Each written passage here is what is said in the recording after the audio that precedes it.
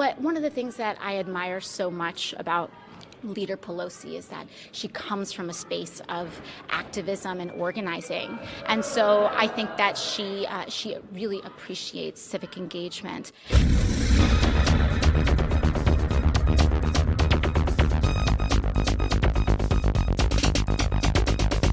Welcome to Beyond Narratives, and welcome to our 4th episode. I've got my co-host, the ever-vigilant Chris Nonis here. He's down from under. I meant to say down under. And I'm Al, straight out NYC, the ever-hardcore leftist. Combined, we are Beyond Narratives, the podcast that combats the CIA-MI6 propaganda matrix and gives you a viewpoint you will not hear anywhere else. We'll also tackle stories that emanate from the nexus of the culture wars, finance, tech, and of course, politics. So let's get started. Chris, what's on your mind this week? Oh man, I dread having to listen to these whiny voices, and I know you enjoy this shit because you've been taunting me in the rehearsals playing these. I can't listen to her. I just can't fucking stand listening to her. I feel like, you know what I feel like? I feel like that conservative radio podcast host, Michael Savage. He tries to sometimes play Hillary Clinton or AOC, and then he barely survives 5 seconds and he goes, I can't listen to this, and he just turns it off. You can see that this guy is so triggered, and so do I. Every time I fucking hear a voice, I get triggered. I mean, I can't help it. Jesus. It seems like she's like the front and center for she's basically a DNC spokesperson right now. I mean, what else is she? She's constantly berating the left and propping up Biden, and they don't even say his name anymore. They keep saying the administration. It's like they gave this bitch the perfect voice to piss people off. I just don't understand how anyone, not even the world's greatest panty-wearing male feminist should be able to put up with that shit. Oh my god, she sounds so fucking annoying. How does it... Well, the funny part right now is that she's already got an entire right wing that hates her, and now she's going to have an entire left wing that hates her. It's like she was created in a lab just to piss people off. She was. We'll talk about that later. She was created in a lab. Didn't you know? Okay. She came from like business incubator and everything. So I see. Yeah, because there is actually an article about her. In fact, I think it's called The Origins of AOC, where they dive deep into. Yep, that was on the World Socialist website. Yeah, that is worth looking into. I actually haven't got the article here with me, but it is worth taking some time to dive deep into that one at some point, maybe in the future one day. Oh yeah, I've got some points on that. But you actually we're going to talk about, of all things, like New York Post doing actual journalism, and they seem to be ones disseminating disinformation more than anybody else at this point. You know, the world's upside down when that happens. Well, yes, there's a New York Post article that actually cites a study which shows that AOC is one of the least effective members of the Congress. She actually, in the sense that she never gets any work done, but I don't know, man. I mean, she was very successful at using leftist language and posturing to sheepdog leftists into a pro-coastal elite, pro-censorship, pro-war, anti-worker party. So... Well, it's been a Democratic staple for like 40 years. Come on. They're good at it. This is just another reincarnation of Bill Clinton, Hillary Clinton, Nancy Pelosi. It's all the same, right? And I shared a Twitter thread with you by a certain Eric London about AOC. I don't know if you had a chance to see that. Have you? Oh, yeah, I did, yeah. And nuts. I mean, he goes to town on them. Yes, because in that he actually shows some of her campaign finance track record, and especially this one particular instance where AOC gave money to a certain Elissa Stolkin, who is a Democrat from Michigan, and this Democrat was an aide to John Negroponte, who was the ambassador to Honduras in the 80s and was directly responsible for propping up dictators and creating death squads that resulted in thousands of killings in Central America. And hey, now she is out there claiming to defend immigrants when she has been responsible for the. She has been responsible. I mean, I can't. I mean, it's kind of a long shot to say that AOC has been responsible, but she's actually giving money to people who are directly responsible for the sufferings of thousands of lives, which is creating all these, caravans and all the immigrant situation that's happening. At least the crisis that's happening down at the border, and Well, you know what they're going to say? They're going to say, like, oh, it's the aide. It's not really him. Like, the aide wouldn't have his same political philosophy, you know? Is the aide going to be like some communist? No. yeah, but it's not just the aid though. But she's giving money to a person who has a very direct link to this crisis that's happening in Central America, and which is of course being brought all the way down to the southern border of the United States.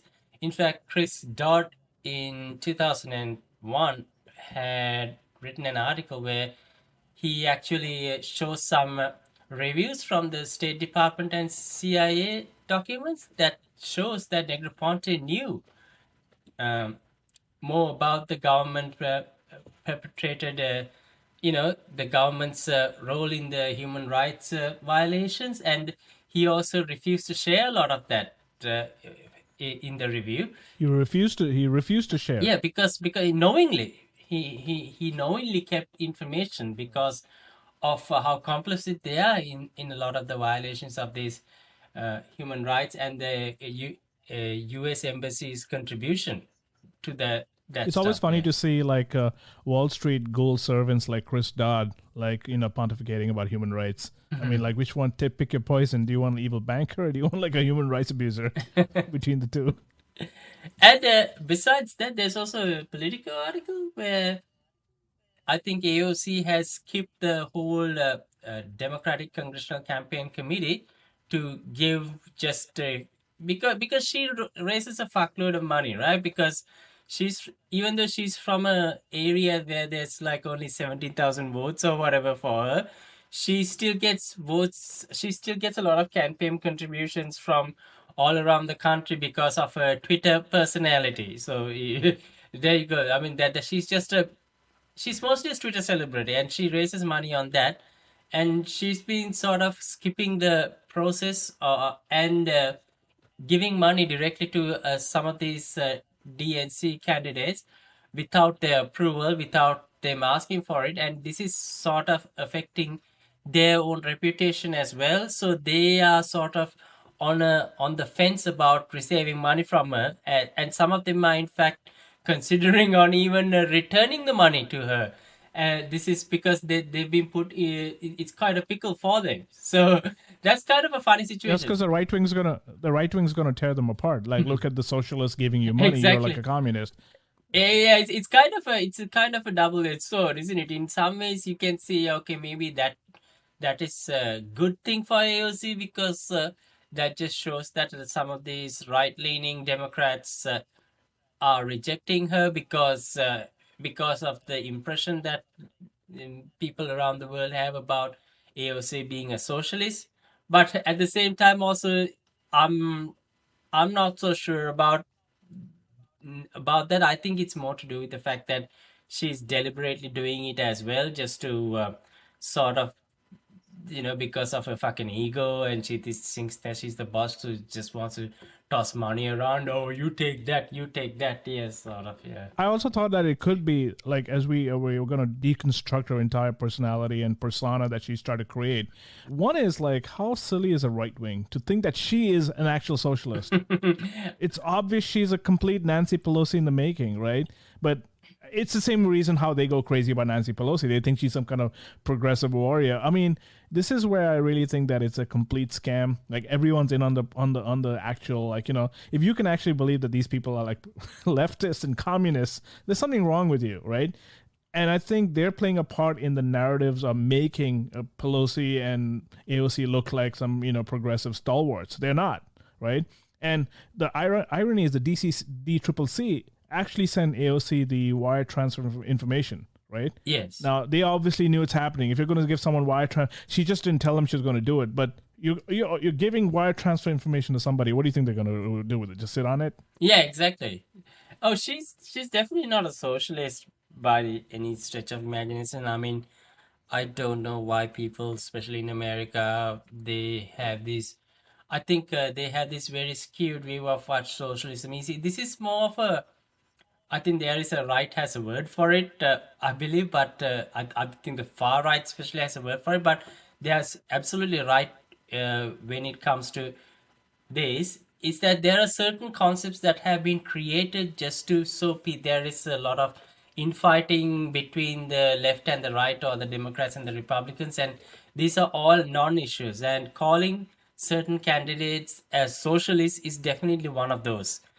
None of those manufactured crises that are designed just to keep people divided, that has absolutely no basis whatsoever. And yes, I know, I see a lot of the especially Republicans like to accuse this and that candidate as a communist and as a socialist, but you can definitely see that if you even when you look at the definition of what socialism is and what it stands for, even communism, these candidates are they are pretty much on the right hand side of the spectrum. So it is an absolute joke. And of course, AOC, I mean, she can't be even a socialist by any stretch of the imagination, because she really supports cancel culture. She supports many of the things that will be very much opposing the socialist values. Yeah. Well, that's why I mean, the irony is like the Republicans are tying her to communism and socialism, and she's such a socialist. But in the last few weeks, she's actually completely on the other side of socialism. I'll tell you what I mean. So she gave this interview, right, with the DSA newspaper, or the magazine that they have called something left. I forget what it is. But she gave an interview with this guy called Don McIntosh, right? This guy is like a high-level operative with the AFL-CIO, and he's like basically a DNC operative for all intensive purposes. And she did this interview like maybe 3 weeks after the Capitol riots, right? So they must have been, tripping on Trump derangement syndrome and all the coup and plotting and all that they think was going on. And it was completely prepared. This is not like some kind of... She's never given an interview with this magazine. She's been in Congress for 3 years now, right? So this is the first... And she's a DSA member. This is the first time she's given an interview with them. So obviously this was like a long, drawn-out, planned narrative set and all that stuff, and we're going to deconstruct that right now. So it's like she's selling vape fumes to people, claiming Dems are now a working-class party, right? She tries to tie the left-wing... She's trying to tie left-wing opposition with right-wing enabling. She keeps saying that if you're going to, criticize us, you're like helping right-wingers out, right? And in the week since the interview, Biden has suspended the rights to asylum and deported tens of thousands of Central American refugees, denying them as much as a court hearing. And all she says in that interview is that, look at us, we are now here and we're not deporting anybody. And it's like she either didn't get the memo or she's just completely obfuscating for Biden, because Biden did that whole I won't deport anybody for 100 days when he got in, and he immediately started deporting people. He's deported like over 26,000 people already, right? Yeah, and I can see that she actually put out a video being a complete Biden apologist. She was like, oh, this is very different to what's happened with Trump. We are not snatching babies and everything. But, God, and she also said that it's not a border crisis. It's an imperial crisis. It's a climate crisis. It's a trade crisis. Carceral crisis. Oh, good. And there was a great tweet about it. There was a great tweet by a certain I don't know how to. I think she's called Sky Daddy, but she put a picture of AOC doing her whole Sarah Connor thing at the border, at the fence, and she was like, right. "Bitch, you were at the border doing a photo shoot, but now it's not a crisis," and it just says, and it's pretty funny. You gotta see it. Didn't she call them, like she was calling them concentration camps, right? At the border when Trump was around, right? And now it's not the same thing. It's all. In fact, Eric London, who you mentioned before, the guy who works for the World Socialist website, he actually nailed her. He said, like, you're talking about systematic changes and all this technocratic stuff, but the kids are going to be forever scarred, and the Democrats built these cages. You keep forgetting that, right? She keeps forgetting that. Anyway, so coming back to this thing where she was giving the interview, and she's basically now the irony is, quote unquote, that the socialist who the right wing hates, in the interview she's trying to make people scared of socialism by tying it with human rights deprivation. They're going for the old anti-communism trope that's worked so well in brainwashing this country. She even tries to shame people into being socialists by praising DSA members running for office as Democrats, like the ones you were talking about, where she's giving all this money to all these DCCC candidates and all these CIA operatives, right? Yeah. And she's saying, oh, these are the people that you want to be around, and they are not cynical, and they do not engage in more socialist than thou. They're just relentlessly positive. Are you kidding? You're a socialist. What do you mean more socialist than thou? You're not even socialist anymore, right? And the DSA, oh my God, this group, it succeeded in facilitating the Democrats' adoption of identity politics that you just talked about, all this woke crap, based on doling out privileged positions to corrupt representatives of various racial groups and more open acceptance of human rights imperialism, right? So this is basically, it's basically an op. That's all it is. I don't know if you remember this from last year or maybe 2 years ago. The Gray Zone exposed a bunch of DSA leaders as freaking imperial DNC like insiders, right? Yeah. I think I even got into an argument with like this DNC hipster that I knew, and he was like on a complete rabid anti-Tulsi trip, and he tried to keep arguing with me about how bad she was and how great Bernie was, but turns out Bernie also endorsed Biden. So what's your problem, man? But so it's just nuts. And AOC and DSA are just gatekeepers of this bourgeoisie political left, channeling social opposition in the Democratic Party and placing its left opponents beyond the pale. That's what they do. Yeah. They don't really give a shit about anything else. They just their job is basically, now that Bernie is like tapped out, they're tapped in. They're like the next Bernie. They're right in there. And those who fight to mobilize the working class essentialism, for a break with the Democratic Party are cynical, bad faith actors who want to, quote unquote, destroy. This is from Eric London's article. And I'm glad he came out, man. I mean, we needed some real socialists to like kick ass. These people are co-opting things that they know nothing about. And the reason I've always felt that AOC has been a complete fraud, she's never been right on foreign policy, ever. Starting with the whole Venezuelan, like, I defer to House leadership bullshit back 2 or 3 years ago. And she's basically very malleable. She went through that business incubator thing, which I'll talk about later. And they basically created this personality around her. She's basically a clean slate. It's basically just another Obama. And even DSA, though, the first time I ever got my sights into this organization was when I saw that video. I know this is a video sort of propagated by the right wing, but it's not a doctored video by any means, where you saw this DSA sort of a conference or something like that, and you can see all these people up on the stage. It felt more like a Star Wars convention or some sort of a dress-up convention where people were sort of, they were dressed up like Fidel Castro or whatever, calling each other comrades. And then you can see this really, some guy, I mean, I can pretty much picture what he looks like. You can't see him, but I'd assume that he's sort of like this really fat guy who's probably lived in his mom's basement his entire life. And he starts yelling at everyone, can people just stop using gender pronouns, please? And you can see that this guy, he really means it. He's really triggered by this as well. I mean, these are the types of clowns who are, these are all people who are centered on cosmopolitan issues and not on actual real issues. So yeah, I mean, there is, if I had to entrust my future with with a bunch of bunch of scumbags who are already in power as opposed to this guy, I'd probably go for the lesser. I mean, I'll probably go for the evil that I know, because I wouldn't want this guy to be in charge of anything. I mean, he'll be the first to pull the trigger the moment that the squeeze comes on, so if he has power. So yeah, and but at the same time, though, you did bring up something important, and that was the whole border crisis. Oh, yeah. I wanted to actually play this for you before you said anything. Like, listen to this word. Listen to what she says. Oh, my God. This is Please the whole. Don't do this to me. This is this went from concentration camps, and Trump is so horrible, and it's the worst thing ever. We're like Nazis here, which is true.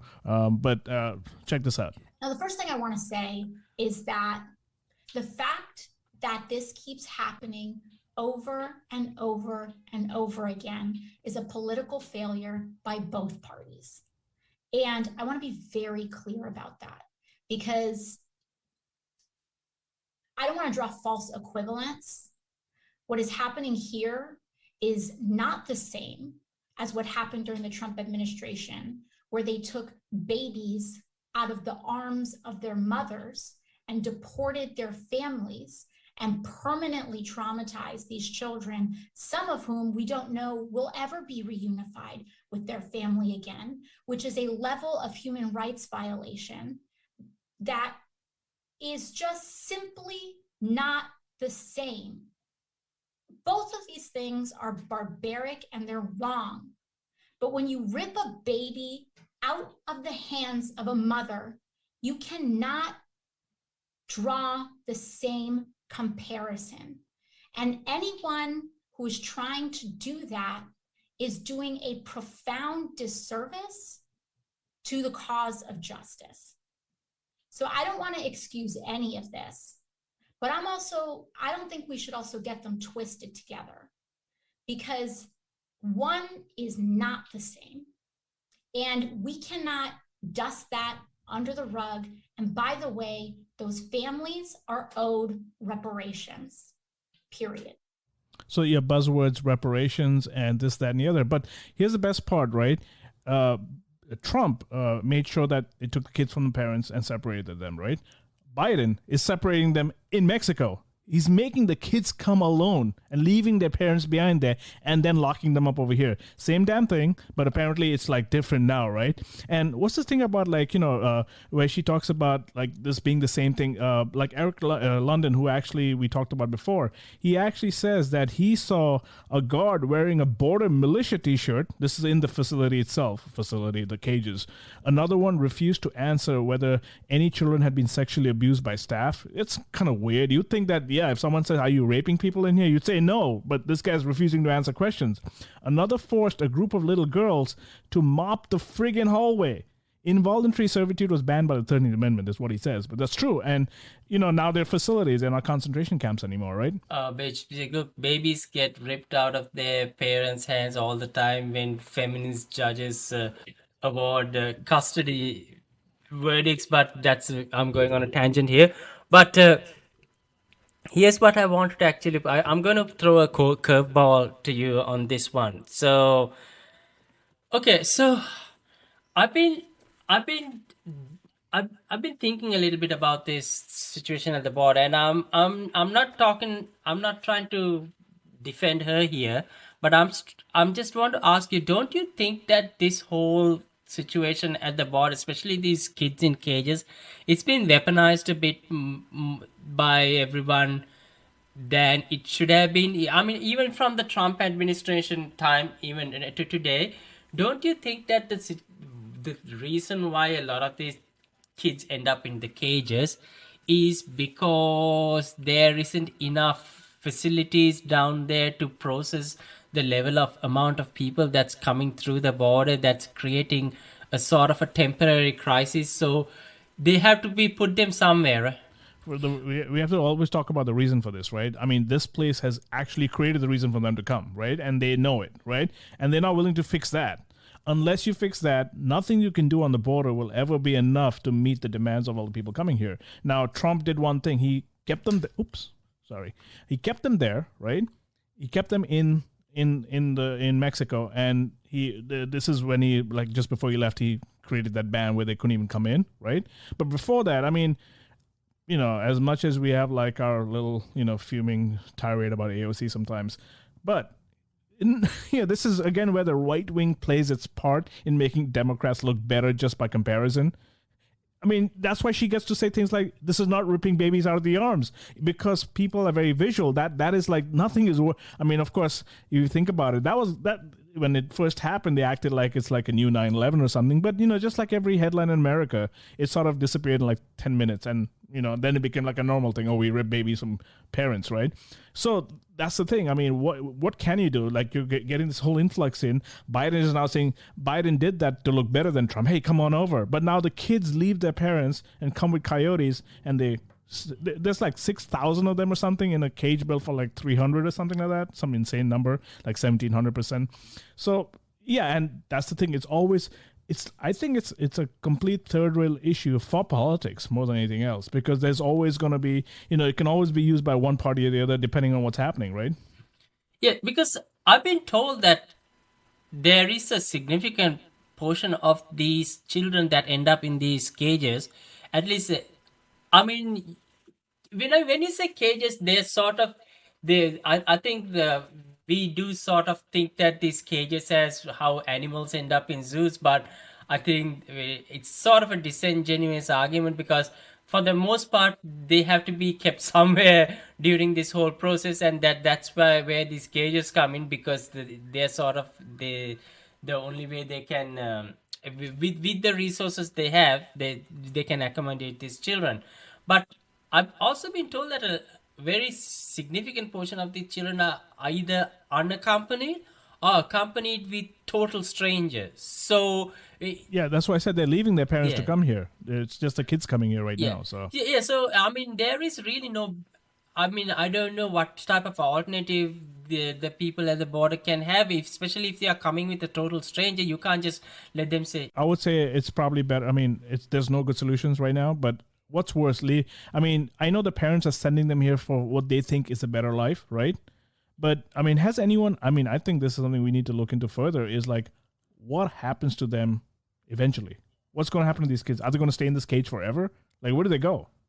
yes, No one talks about that. yeah, that's the thing, though. I think that there has to be definitely better solutions than keeping them in places that look like cages. That's for sure.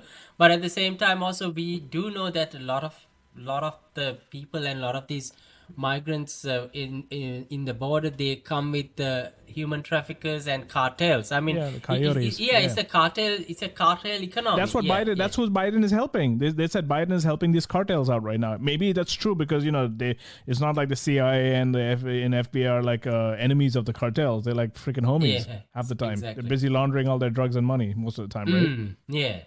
But that's the whole CIA propaganda matrix right there. Yeah.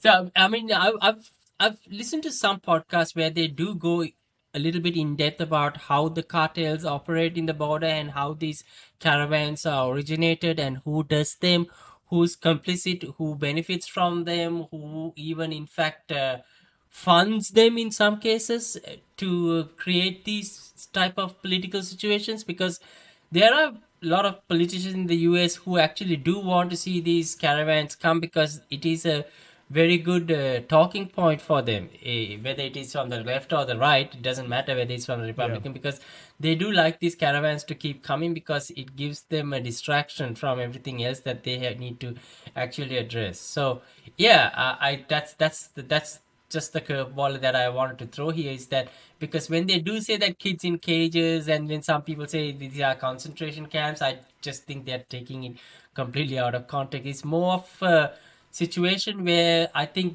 where there's such a big influx at certain time periods that there is not enough infrastructure to handle something like that. But at the same time, people will say, oh, you can build better facilities, build this, build that, but that is a whole different argument, because how do you provide better facilities when certain people, even your own citizens, sometimes don't have better facilities? There are like homeless. Yeah, but you and me both know. You and me both know they can print money. All right, it's how when they choose to print it. That's all. If there's a coronavirus crisis, let's give 10 trillion away to the banks, and then we have so much money printing, right? And it's not even money; it's just pressing numbers on the computer at this point. But you know what? I was really like, after seeing this whole turn about kids in cages becoming facilities, and Biden always being referred to as the administration. She even talked about how it's a crazy situation right now, right? Well, you aren't helping. You're like promoting the guy who built this freaking police state up, man, right? What are you doing? So this is why she's so disingenuous. It's like, I think it's like a total recall. These people got their minds wiped, or they were always, I think, and I'm going to go over this right now. I think that she was what they say in the movie, she was made for this role she's playing right now. She's the ultimate sheepdog for the DNC. They've realized that they can use her. She's not the enemy, right? Everyone thought that she was going to take down Pelosi and she was going to cause this big change. But you know what? The Democratic Party changes you. You don't change the Democratic Party.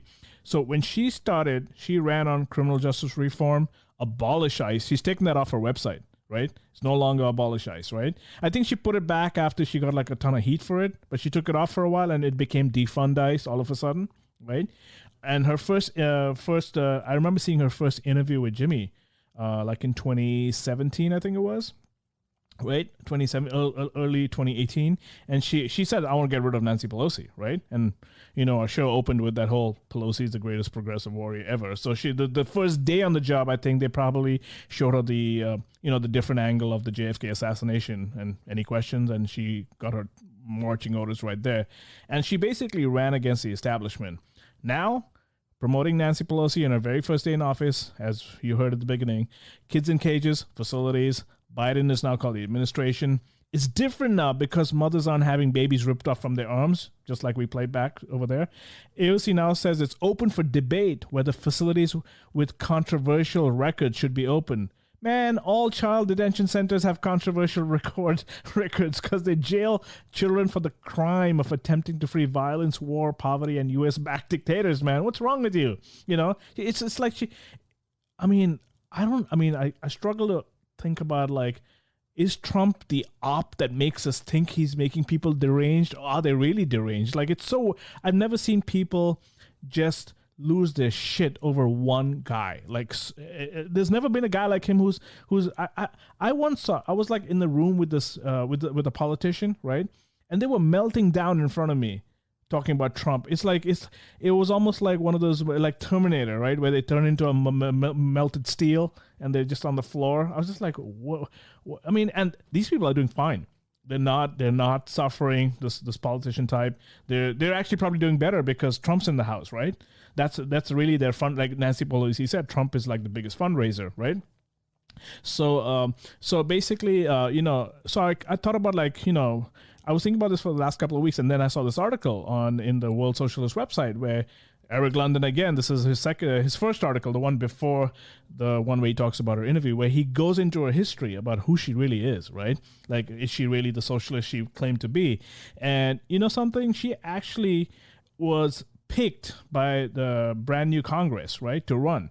And they actually vetted her for 6 months. Now this is what the vetting is, right? So they were looking for they were looking for the story, the hook, right? Like how Barack Obama was a community organizer, right? So they're going for the same damn hook because all these brand new Congress, our revolution, all Democratic Party, man. They can pretend to be all socialists as much as they want to be. They're not socialist, right? They're freaking Democrats. End of story.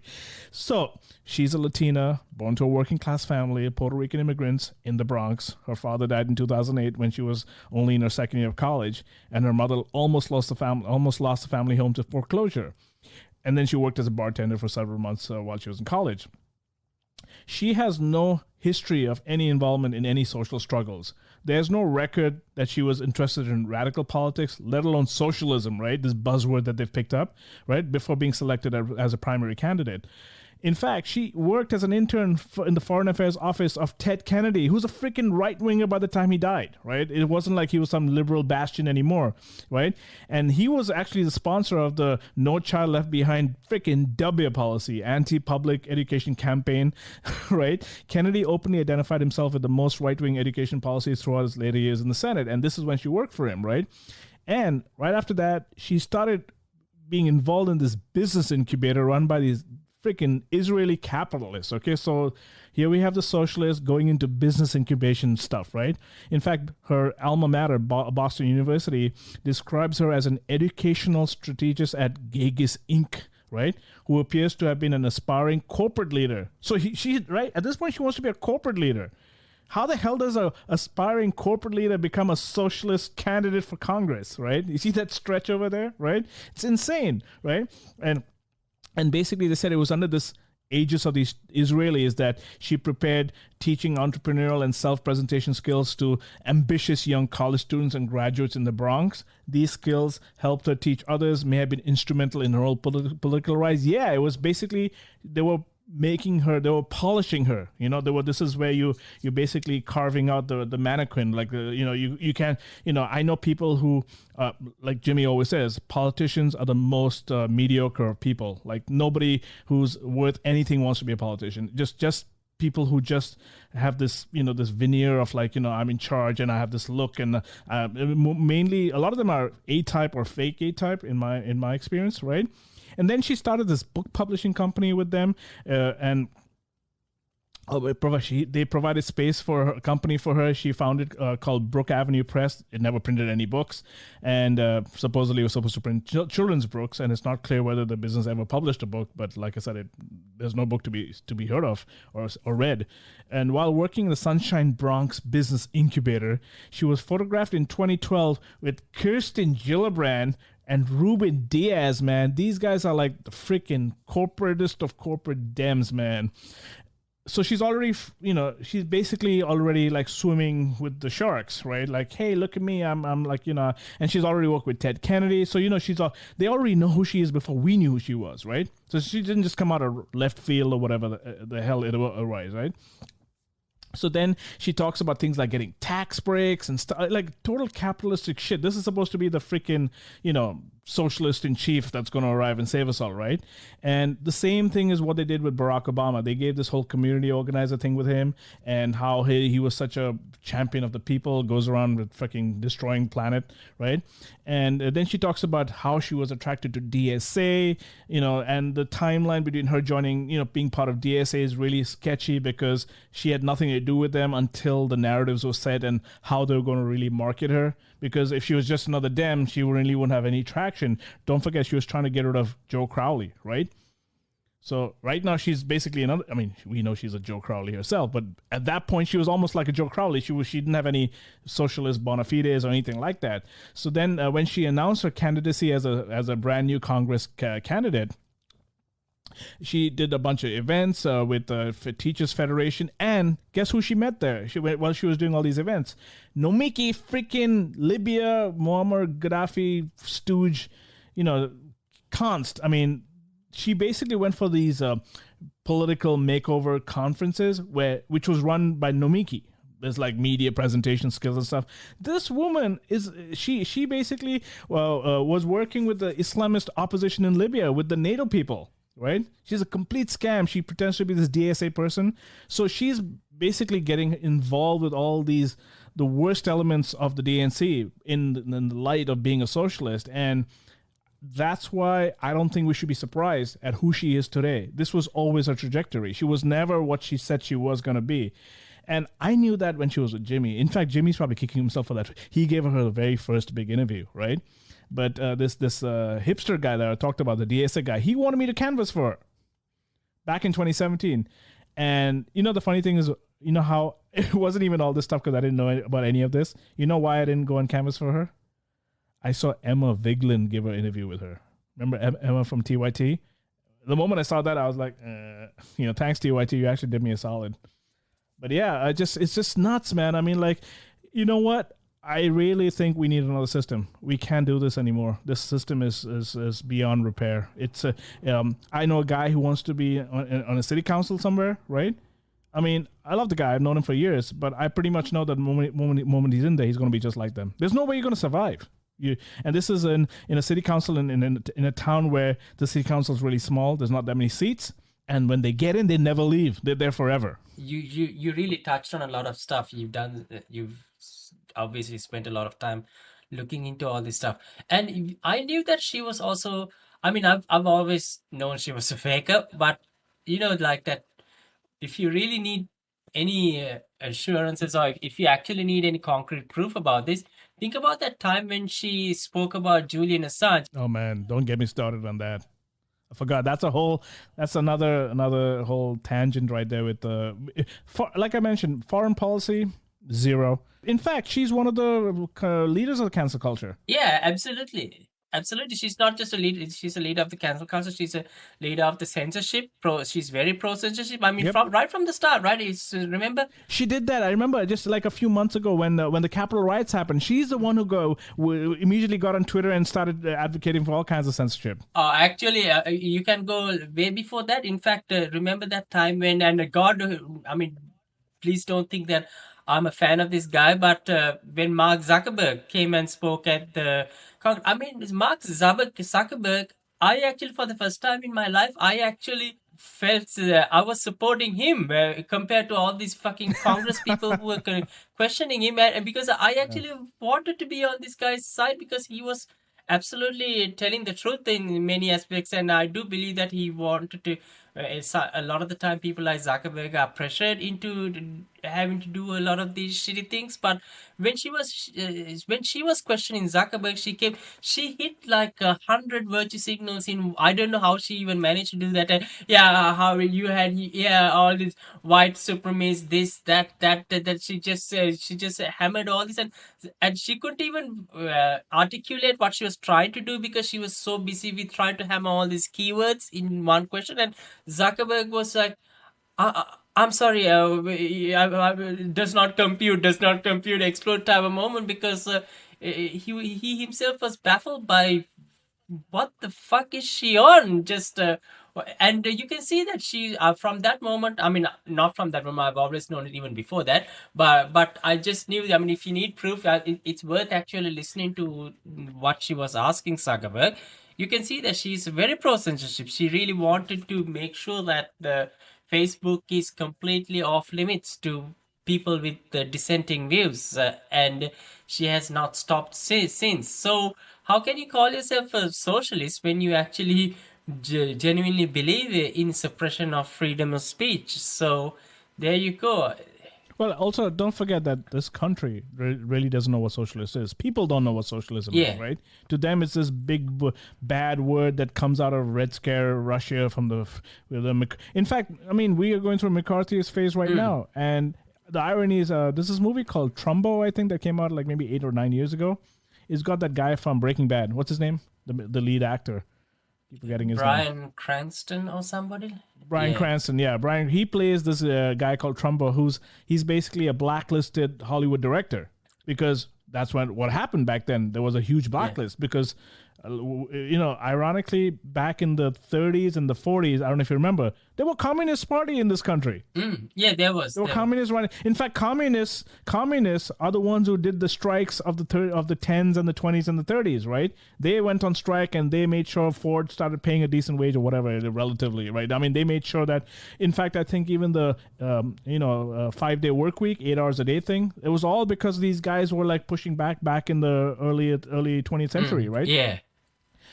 But what I'm trying to say is, like, this country has never really known, to them socialism is the same as communism. It's like a dictator shows up and that's about it. So it's been easy for her to become socialist because nobody knows what it is. So it will be what socialism now to them is what AOC is. She's actually co-opted it, which is the Democratic Party loves to. I mean, remember Bill Clinton with his saxophone on Arsenio? It's like the first black president. It's more dangerous than anything that even a fascist can put. I mean, she is a fucking fascist. Let's not kid ourselves. But I'm talking about fascists even from a shitlib point of view. But she is because people like her, they duped people into believing in all these causes, and she has done such a splendid job in herding the sheep through this sophisticated level of co-option that it is actually, if it's sort of like the Pravda style shit, at least you have you're rational enough to be able to distinguish that this is not the real thing. But the fact is that she has been so successful in duping people into this movement and co-opting them and integrating them into the Democratic Party and steering them in a direction that they don't want to go. It makes her even more dangerous, and that's why there's like, when I think of Obama going to Flint, Michigan, drinking that fucking water, that to me this is the same pool, man. This is the same fucking cesspool. Her crying at the border is not much different to Obama drinking that water. But staying on the cancel culture a little, I do think, though, that I think Donald Trump recently has come out and he has said he calls for sweeping boycotts. Don't go back to certain products until they relent. And in some way, to be honest, I must say that from Trump's point of view, I kind of do agree with him because, and let me tell you why I do agree with this. What products? What is Okay, he? so I haven't heard about this. this whole cancel culture thing, bro. I've always said that cancel culture is more of a weapon of capitalism than a weapon of socialism. I mean, it has to be, right? Because cancel culture means you are giving sweeping powers to certain bosses, certain companies to violate your workers' rights and do as you please unless you abide to certain worldviews. And this seems to be more something, at least when a right winger says is to boycott something or cancel something, at least you can say that they are being true to their values, because at least they are appealing to the weapons of capitalism, which in itself you can make an argument, maybe that's because that's probably a testament to capitalism in some ways, because why are the left co-opting right-wing values unless they know it's effective? So maybe hey, you know what, maybe capitalism is good at getting certain shit done, unlike socialism, who seems to be a lot more ideologically bent. And I think what Trump is saying though is that he's actually just basically saying that there is a critical mass right now of people who are actually starting to be victimized by this, and at the same time you need to recognize that there is a massive conservative base out there who are also consuming a lot of these products, so they actually have a more bargaining power than what they realize, because big corporations are not stupid. They realize that a lot of the people who actually buy their shit is actually have a predominantly conservative values. So why don't you realize that this critical mass exists and use it to strengthen your bargaining posture the same way the left has been doing? And I think that's what Trump is saying. So I'm not too sure which corporations Trump is particularly talking about here. I mean, I can sort of dive into. So Trump is talking about the companies like, which is kind of actually, this is ironic, this is actually funny, but the examples he's using are Coca-Cola, Delta Airlines, Viacom, JP Morgan Chase, Citigroup, UPS. these are the companies that he's calling out and telling people to boycott. So I mean, these companies by any but I think what Trump is actually, Trump does distinguish. He's saying that these are companies that are practicing woke culture, and that is true. I think we can all agree with that. I mean, it is not left wing or right wing, but this woke culture. But I mean, it's funny that he mentions that, right? He's part of the whole apparatus that does it, right? I mean, he is actually a tool of them as well. See, the thing is, like, one is that he's so toxic that even when he's right twice a day or whatever, Yeah. right? From a messenger perspective, I don't think it'll hold any water, because people just hear his name and, like, I'm not talking about the conservative base. I'm talking about the average middle, in the middle, or left leaning or whatever. But that's the issue. So, and it's funny that he says it, because, like I said, he's from that same predator class. Yeah, I mean, what the exactly. hell? And that's why I was kind of laughing when he brought up those examples. That's why I think it's all bullshit. That's why I always think it's bullshit. It's like a freaking entire stage kabuki theater being played out in front of us, where AOC plays a part, Trump plays a part, and it all looks like it's an organism that actually is living and breathing and dealing with each other. It's all, the people are pulling the strings, man. I mean, this I think what I was thinking about this while we were talking before is that they've figured out, like you just mentioned about the whole, how cancel culture is like the total tool of the capitalist class, right? I think the predator class has figured out that we can't be dictators anymore. The best time to imprison people is when they think they're free, right? So this way, what happens is you're actually the most imprisoned you've ever been right now. The COVID bill, right? You can't sue the pharma companies. You can't even sue your employer if you don't want to. If they say that you got to take the vaccine and you don't, and they fire you, you cannot sue your employer, just because this is something on your own time, right? Because now they've made vaccinations, and of course I think in the next few weeks we're going to start talking about that vaccine passport, which is the next big Orwellian thing they're going to dream up. I mean, Whitney's been going on about it for a while, but I think now New York State has rolled out something, right? A digital tool, right?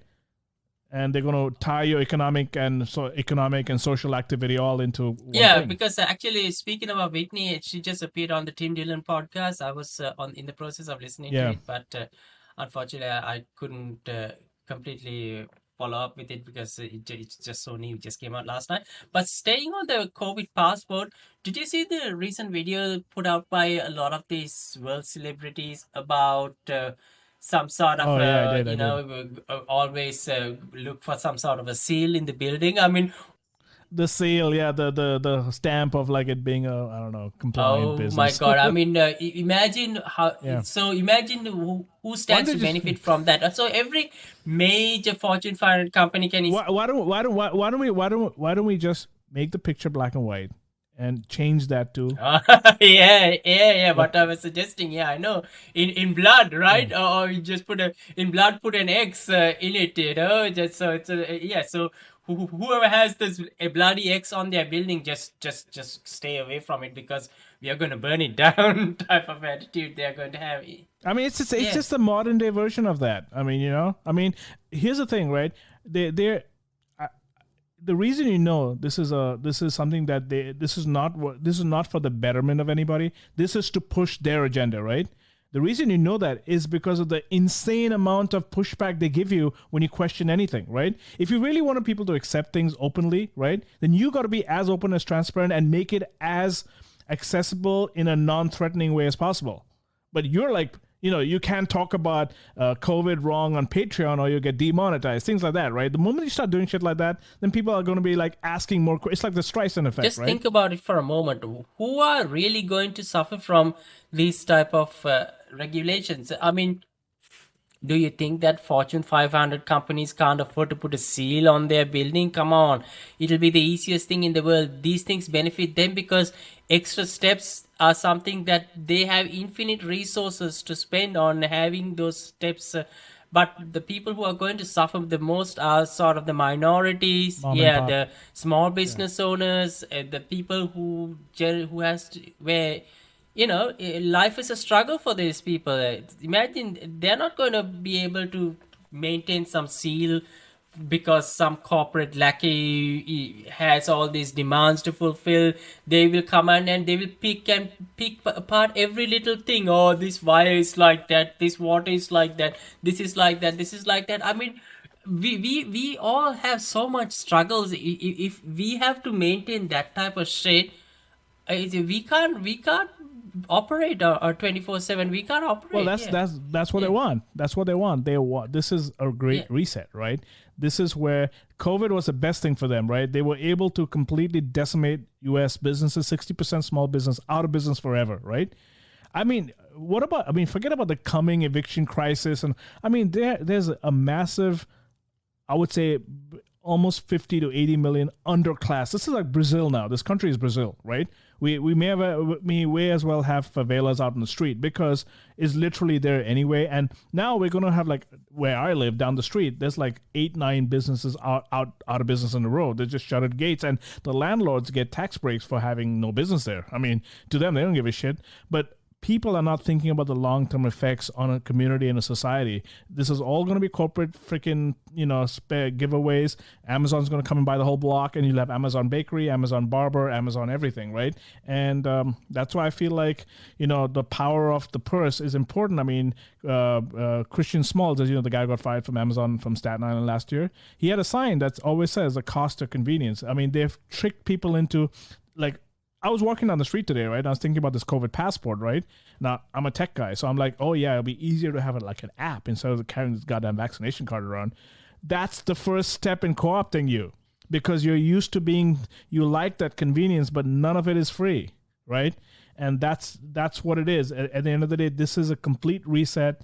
COVID couldn't have happened. I mean, even the rollout of COVID. I mean, I've been hearing things about it being in. I mean, there's more. I think Crystal and Sagar did a skit about it. Did a news clip about it being. They got someone on talking about how it may have originated in a lab or whatever. But starting with that whole 2019 Johns Hopkins pandemic simulation, right? Starting with that, right? You know what they did in that simulation? I don't know if I told you this, right? In that simulation, they actually simulated how to how to combat quote unquote disinformation about the virus, right? I mean, they're simulating how to create a narrative right there, right? I mean, this was done in the simulation. So, and even like, I'm just thinking about this now, but like when the virus started, if you and me both, the virus seems to have started middle of March last year for everyone, right? How the hell did a virus just start everywhere at the same time? I mean, I know it's happening in Italy and in like China and stuff, but I'm just talking about the rest of the world. Just seemed to go like, did they all like message each other? Okay, March 15th is the day, man. That's the day. Like it's going to be everywhere, and it just makes There's you an think. article by Whitney. We just you mentioned her just earlier. I think it's titled Silicon Valley and the WEF-Backed Foundation announced global initiative yeah. for COVID-19 vaccine record. Yes, I think we should put that article on the footnotes. Where I think she was on Twitter and she said that given that the vaccine passport push is now beyond obvious, I recommend reading my article from January to know where this is all. Okay, so this is from January, okay, where this is all heading. If we allow this policy to advance, merging vaccine records with biometrics, digital identity, and economic activity. Yeah, that's a very interesting article. I think everyone should read that, and we'll put it on our footnotes. Yeah. Also, it comes on the heels of like the whole 9/11 security state reasons failing, right? This is their next 9/11. Oh, it's a virus. Now you can't do shit. You know, it's for the better of the. They'll always come up with something. And if that fails, like China is going to be the evil person in like 10 years, right? This country needs an enemy, whether it's a virus, whether it's, I mean, I think the enemy of the political class is the people of this country. They don't like anybody. They're doing it for money. We are disposable assets to them. I sometimes think that there'll never be a nuclear war because of the fact that, you know, they don't stand to make any money. But I think they'd be okay with a few $100 million dead if they could make a few bucks. There was our friend comrade Misty is Putin's buddy from Twitter. So she puts out some dope stuff from time to time. So we were talking about AOC earlier, and I can see that there's like many people who are now approaching her and sort of they're groveling. Yeah, exactly. So there was someone who has messaged her, I think in the last couple of days. She said, I'm embarrassed to admit this, but close to a year ago, I unfollowed you for going hard on AOC after working for Obama in 2008. You think I'd have learned my lessons, but I have just got my soul crushed by Bernie. So this guy wasn't ready for, and that's another thing people ask. If you're going to go after AOC, why aren't you going after Bernie? I mean, who the fuck are you talking about? Of course, we've been going after Bernie forever, and Bernie is even worse because he's flaunting about all these $1,400 checks as if it's a fucking gift from God. When last year the same motherfucker was on Twitter picking on Trump's stimulus package.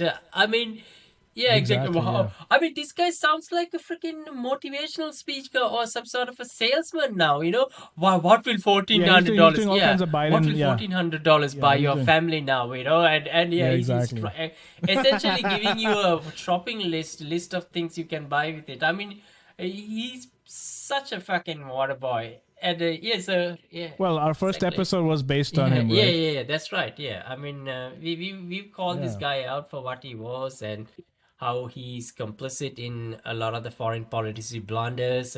Because Iraq War 2003 is just his one-hit wonder. Actually, speaking of Iraq War 2003, sorry to go off on a tangent, but yesterday I think was Heath Ledger's birthday, and I just want to give a big shout out to this guy because I remember back in 2003 this guy was severely villainized. A lot of people hated him, in fact. He actually had the foresight to be one of the few people to make public appearances on the No War on Iraq parades, and the media went hard on him, so did the public. So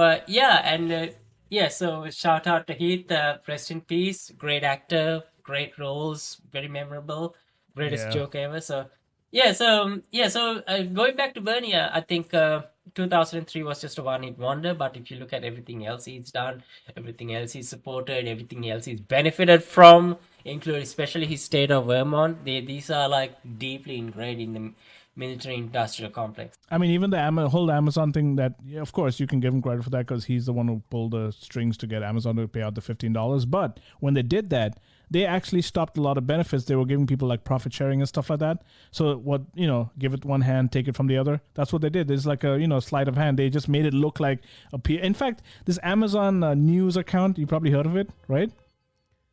It's been a fake war with Bernie on Twitter, Amazon News talking about peeing in bottles and stuff like that. So they were like boasting about how they pay people $15 an hour. They were boasting to Bernie how they pay people $15 an hour. I'm thinking like, bro, Bernie's the one who got the $15, not you. So stupid. That's why I feel like it's such a charade. It's meant for news has become entertainment. I don't ever remember news being the topic of anything in any social setting like 30 years ago. Like, you walk into a party and no one would talk about anything with the news. It was just considered staid and boring. And, now it's become like an entertainment source, right? The clicks, the tweets, the retweets, and just everything to do with that. So it's just I think it's become like an economy of its own. I mean, news used to be a loss leader back in the 50s, 60s, and 70s. And then I think when Reagan showed up, they decided, we can make some money here. And now all we get is opinions. We don't really get news anymore, right? So I just wanted to let our listeners know that we were off for a few weeks because I went through a pretty major health crisis. So I had to deal with that.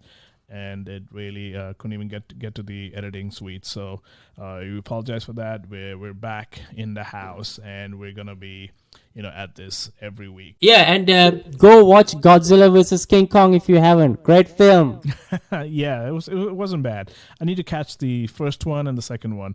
I've seen Skull Island, so I think it's actually 4. No, is it 3 or 4? Look, I don't know, man. I'm not an expert on this stuff either, but I'm getting into it now, little by little. I started watching monster movies with kids, so yeah, hopefully soon I'll be an expert in that. All right, so that was our show for this week, and we hope you enjoyed it. We'll be back next Sunday, which will be April 10th, and we hope you join us then. And for now, peace out, and talk to you later. See you later, guys. Take care.